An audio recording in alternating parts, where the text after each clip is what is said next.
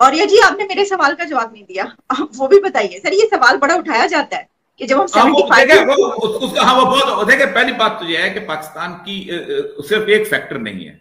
पाकिस्तान के अंदर 85 ऑनवर्ड हमारे और बहुत सारे फैक्टर्स हैं, और उसके अंदर हमारा मामला बहुत सबसे इंपॉर्टेंट तीन मसला हमारा पॉलिटिकल करप्शन है, और उसके साथ हमारी एस्टैब्लिशमेंट की इन्वॉल्वमेंट है, और उसके साथ हमारा जो है हमने आज तक अपने इलाके के अंदर कौमियतों को इकट्ठा करके उनके साथ आगे लेके चलने की कोशिश ही नहीं की। फिर हमारा डेमोक्रेटिक ड्रीम, हमारे बहुत बड़े मसले हैं, छोटे मसले नहीं है, बहुत ज्यादा मसाइल हैं, लेकिन नहीं हो हम उसके बाद भी सर्वाइव करते चले जा रहे हैं। इतना बड़ा मुल्क गिरते गिरते जो है साइड में इधर उधर गिरा गिरा के खराब करता है। एक बात बताऊं आपको, बाल्कनाइजेशन ऑफ पाकिस्तान जो है, अगर किसी ने कोशिश की, ये मैंने इंडिया में भी कहा था, बहुत सारे लोगों से मेरे डिस्कशन में, बनारस हिंदू यूनिवर्सिटी में वहां लेक्चर था, सारे AR कॉलेजेस हमारे इकट्ठे हुए थे वहां म्यूजियम में। मैंने कहा देखो, ये जब एक दफा ये स्नोबॉल इफेक्ट, अगर पाकिस्तान की एक दफा इससे पकड़े तो ये फिर चल पड़ेगा, ये फिर रुकता नहीं फिर किसी जगह पे, क्योंकि होगा ये कि छोटी छोटी चीजें जब बनती हैं, जब छोटे न्यूक्लियस बनते हैं, वो न्यूक्लियस अपने अंदर एक एटम रखते हैं। तो जितना भी हम एक दूसरे की बाउंड्रीज का एहतराम करेंगे, जितना हम उनको स्टेबल करने की कोशिश करेंगे, जितना हम उनको बेहतर बनाने की कोशिश करेंगे, हम खुद स्टेबल होंगे। जी ठीक, लेकिन सर आप देखिए ना कि अगर वो तमाम कंट्रीज, आप इंडिया बांग्लादेश इन कंट्रीज को देख ली, इतनी तरक्की कर गए और हमने नहीं की, तो फिर गलती है ना यहाँ पर, कोई ना कोई सोच की। देखिए मैं तबसरा नहीं करना चाहता, मैं बांग्लादेश में ढाका में बात की थी, बहुत सारी मामला ऐसे हैं कि जिनमें एक होता है फॉरेक्स रिजर्व आपका, एक होता है आपकी एक्चुअल तरक्की। फॉरेक्स रिजर्व में मैं इकोनॉमिस्ट हूं, मुझे पता है बड़ी तरक्की की है, लेकिन आप मुझे बताइए 71 से पहले बांग्लादेश से एक भी आदमी मजदूरी करने के लिए भारत नहीं गया था। इस वक्त ट्रेडिशन एस्टिमेट्स के हिसाब से 1 करोड़ से ज्यादा लोग 2-3 हजार रुपए की नौकरी कर रहे हैं। आसाम का बेसिक झगड़ा क्या है, बंगाली वहां पर आ चुके हैं। एक भी औरत जो है 71 से पहले बांग्लादेश में बाजार में नहीं बिकी थी। इस वक्त ट्रेडिशनल एस्टिमेट के हिसाब से तो 20 लाख के करीब औरतें बिकी हुई हैं। 50,000 के करीब रेगुलर जो है वो औरतें इंडिया में आती हैं और बाकायदा आती हैं, वहां से ट्रांसफर होते हैं इंडिया के अंदर, अपनी फॉर्च्यून ढूंढने के लिए आते हैं और गोलियों से मारे जाते हैं, रोज को लाश होती है। ये क्या है? इसका मतलब यह है कि आपके फॉरेक्स रिजर्व तो हो गए, लेकिन आप उनको ट्रांसलेट नहीं कर सके किसी तक, आम आदमी तक। बहुत बड़ी सूरत हाल है वहां से। 20 लाख बंगाली पाकिस्तान में बैठा हुआ है, किसने बैठा हुआ है बेचारा। मैं चांदी में डीसी था, आप खुद सोचे, वहां पर 17 बंगाली कुक थे, पानी 3 दिन के बाद वहां मिलता था, 3-4 हजार रुपए को 20 लाख वापस क्यों नहीं जाते?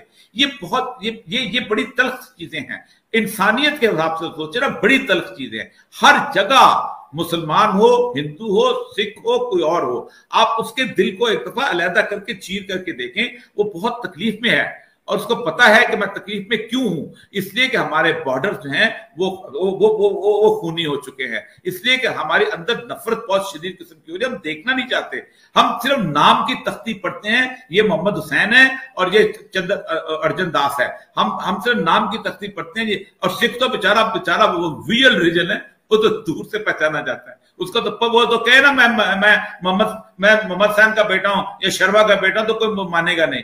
तो ये है हमारी असल में हैसियत। तो इकोनॉमिकली नापने की कोशिश ना करें, देखें सूरत हाल क्या है, ओरिजिनल क्या है।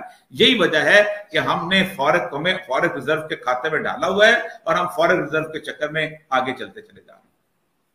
ठीक है सर, आपसे डिसएग्री मैं कर सकती हूँ, लेकिन मैं समझती हूँ कि जितने मर्जी मसाइल हों, लेकिन बहरहाल ये बात अपनी जगह पर है कि हम बहुत पीछे रह गए हैं और हमारी जो सिचुएशन है इस वक्त वो ठीक नहीं है। लेकिन मेरे साथ जो औरिया जी ने बातें की उसमें कुछ आपने सुन ली, जाहिर है आप जो भी उसके ऊपर कमेंट करना चाहें, लेकिन उसमें ये भी है कि जो मसाइल हैं वो इतने बड़े हैं एक तो, और दूसरी ये बात कि उन्होंने ये कहा कि जो ये बाउंड्रीज की बात की जाती है, इंसानों की बात की जाती है, ये तो जो है ये मसाइल हमेशा से हैं, हमेशा रहेंगे। और जो हमारी तरफ जो प्रॉब्लम्स हैं उसकी कुछ ना कुछ कहीं पर जो ताने बाने हैं वो वहां पर जाकर मिलते हैं। आपका इसके ऊपर क्या कहना है? देखिए 2-3 बातें हैं जो मैं कहना चाहूंगा।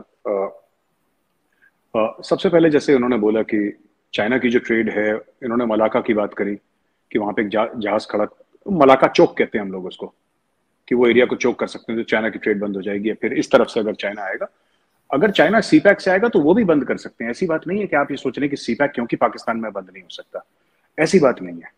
देखिए, जब मुल्क तैयारी करते हैं, ठीक है, जब मुल्क तैयारी करते हैं, जब पाकिस्तान कहता है कि हमें स्ट्रेटेजिक डेप्थ चाहिए अफगानिस्तान में, या हमें इंडिया के अंदर स्ट्रेटेजिक डेप्थ चाहिए, हमें इंडिया के अंदर इन्फ्लुएंस चाहिए, या इंडिया कहता है, और ये आज ना पाकिस्तान, ना इंडिया, ना कोई और मुल्क, everybody thinks in a similar manner. अगर चाइना को ये लगता है कि चाइना पाकिस्तान इकोनॉमिक कॉरिडोर, क्योंकि उसने 60-65 बिलियन डॉलर लगाने हैं इसमें और वो बिल्कुल पीसफुली हो जाएगा, देखिए पीसफुली चाइना को कोई रहने नहीं देगा ये, और ये चाइना जानता है। क्यों चाइना कह रहा है कि हम अफगानिस्तान से भी निकाल लेते हैं, हम यहां से भी कर, China is looking for options. जो आर्या साहब ने बात करी, ठीक बात करी, I agree with him. China options अपने निकाल रहा है, क्योंकि हम लोग क्या कर रहे हैं, अभी कल परसों हमने अपना नया एयरक्राफ्ट कैरियर लॉन्च करा। वो किस लिए लॉन्च करा हमने? हिंदुस्तान में बात हो रही है तीसरे एयरक्राफ्ट कैरियर की, हमें चाहिए नहीं चाहिए वो अलग बात है, लेकिन वो किसके लिए कर रहे हैं? हम यूरोप के लिए थोड़ा ना कर रहे हैं, पाकिस्तान के लिए थोड़ा ना कर रहे हैं। तो कहने की बात यह है कि चाइना की कंटेनमेंट सीपैक में भी होगी, मलाका में भी होगी, हर जगह। अब कौन कितना सक्सेसफुल होता है इसमें, चीन हावी हो जाता है, भारत हावी हो जाता है, अमेरिका हावी हो जाता है, वो तो आने वाली तारीख बताएगी। लेकिन कोई ये ना सोचे कि सीपैक पीसफुली गुजर जाएगा और पीसफुली वहां से चाइना के ट्रक दनादन करते हुए तेल लाएंगे और ट्रेड होगा, वो नहीं होने देंगे हम।